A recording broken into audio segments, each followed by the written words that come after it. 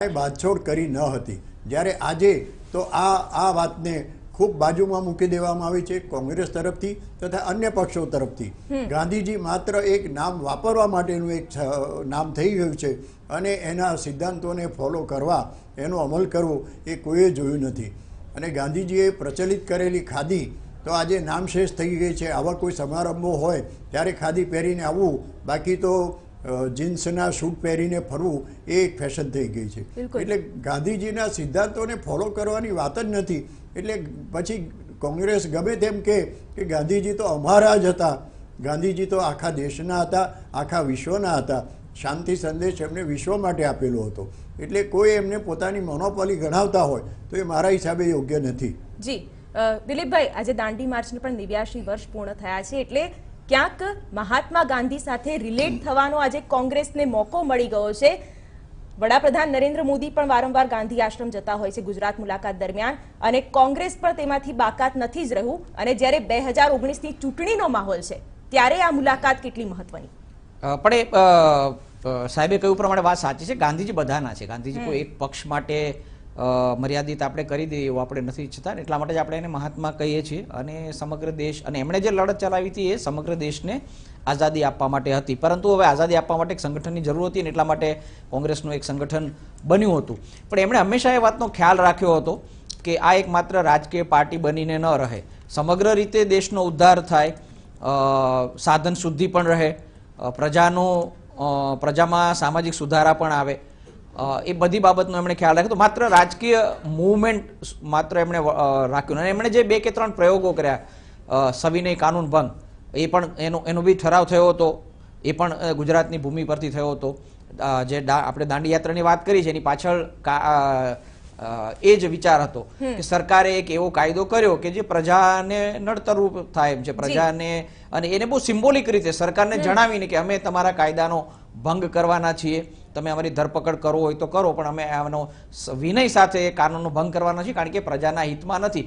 એટલે લડત માટેની જે સાધન શુદ્ધિ જે હતી એ બહુ આદર્શ પ્રકારની વ્યવસ્થા હતી. આજના જમાનામાં બી આપણે ઈચ્છીએ છીએ કે સાધન શુદ્ધિનો પણ આગ્રહ રાખવામાં આવે. રાજકારણ કરો તો રાજકારણ કરવા માટેના તમે જે માર્ગ અપનાવો છો એમાં સાધન શુદ્ધિઓ પણ નથી થતું. કમનસીબે કોઈ હવે કોંગ્રેસમાં પણ એ રહ્યું નથી. આવન જાવનની પ્રક્રિયા હોય કે દાખલા તરીકે ઘણીવાર એવું કહેવાતું કે કાયદાનો 356નો ઉપયોગ થયો શરૂ, જવાહરલાલ નહેરુને ફરજ પાડવામાં આવી હતી કે કેરળની સરકાર દૂર કરવામાં આવે. એ પછી આપણે સતત જોયું છું કે એમના દ્વારા કાયદાનો દુરુપયોગ થયો. એ પછી CBI જેવી સંસ્થાનો દુરુપયોગની વાત હોય, એ બધું કોંગ્રેસના જમાનામાં થયું હતું.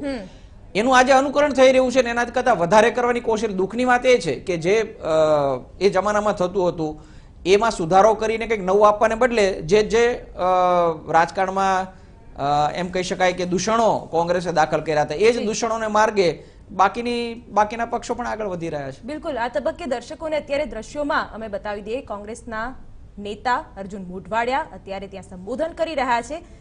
એ પહેલાના દ્રશ્યો કે જ્યારે રાહુલ ગાંધી ગાંધી આશ્રમ પહોંચ્યા હતા અને ત્યારે પણ અર્જુન મોઢવાડિયા તેમની સાથે સતત હાજર હતા. ત્યાં તેમનું સ્વાગત કરવામાં આવ્યું હતું. થોડી જ વારમાં સર્વધર્મ પ્રાર્થના સભાનું જે આયોજન કરવામાં આવ્યું છે તે શરૂ થશે. પરંતુ ગાંધી આશ્રમ ખાતેના આ દ્રશ્યો કે જ્યારે સોનિયા ગાંધી, રાહુલ ગાંધી, પ્રિયંકા ગાંધી, ડોક્ટર મનમોહન સિંહ, આ તમામ કોંગ્રેસના દિગ્ગજ નેતાઓ એક સ્થાને હાજર છે, અને એ પણ ઐતિહાસિક દિવસે આજે દાંડી માર્ચને 89 વર્ષ પૂર્ણ થયા છે. અને ગાંધી આશ્રમ ખાતેના દ્રશ્યો પણ અમે આપને સતત બતાવી રહ્યા છીએ, જ્યાં પ્રાર્થના સભાનું આયોજન, ત્યાર પછી સરદાર સ્મારક ખાતે CWCની બેઠક, જેમાં લોકસભાની ચૂંટણીની મહત્વપૂર્ણ ચર્ચા થશે, અને ત્યારબાદ ત્રિમંદિર પાસે વિશાળ જનસભાનું આયોજન કે જ્યાં કોંગ્રેસના નેતાઓએ દાવો કર્યો છે કે 3 લાખથી પણ વધારે જે લોકો છે ત્યાં ઉમટી શકે છે આ જનસભામાં. આ તમામ જે કાર્યક્રમો છે તેનાથી આજે ગુજરાતમાં રાજકીય ગતિવિધિઓ તેજ રહેશે. સતત દ્રશ્યો ગાંધી આશ્રમના. યોગેશભાઈ, લોકસભામાં રાહુલ ગાંધીનું જ વિવાદાસ્પદ નિવેદન, સાવરકર તમારા, ગાંધી અમારા. દિલીપભાઈએ હમણાં જ કીધું કે ગાંધી સૌના છે, પણ ખૂબ જ દુર્ભાગ્યપૂર્ણ નિવેદનોનો પણ આપણે સામનો કરવો પડે છે આ પ્રકારના. અને પછી આવી રીતે આ ગાંધી આશ્રમ જવાનું, પક્ષોની આ રીતની હિપોક્રેસી કેટલી યોગ્ય?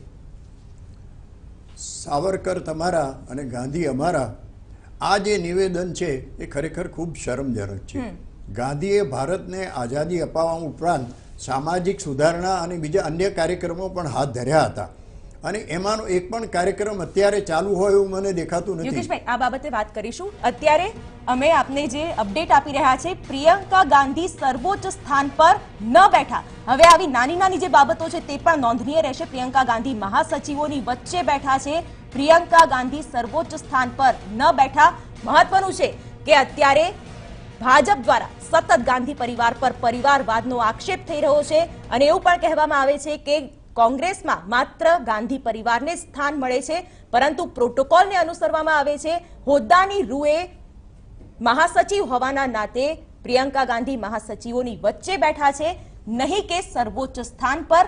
અત્યારે ત્યાં પ્રાર્થના સભાનું આયોજન કરવામાં આવ્યું છે, જ્યાં કોંગ્રેસના દિગ્ગજ નેતાઓની હાજરી. પરંતુ આ નાની નાની જે બાબતો છે તે પણ મહત્વની. शक्ति तू ईशु पिता प्रभु तू रुद्र विष्णु तू राम कृष्ण तू रहीम तावो तू रहीम तावो तू वासुदेव गो विश्वरूप तू चिदानंद हरि तू वासुदेव गो विश्वरूप तू चिदानंद हरि तू अद्वितीय तू अकाल निर्भय आत्मलिंग शिव तू आत्मलिंग शिव तू ओम तत्सत् श्री नारायण तू पुरुषोत्तम गुरु तू ओम तत्सत् श्री नारायण तू पुरुषोत्तम गुरु तू सिद्ध बुद्ध तू स्कंध विनायक सविता पावक तू सविता पावक तू सविता पावक तू सविता पावक तू हरि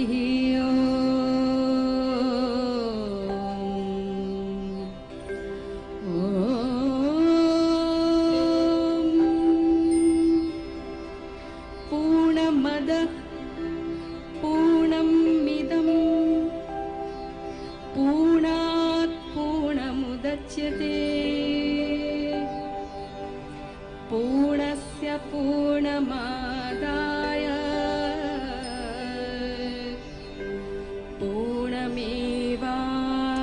पूर्णमेवावशिष्यते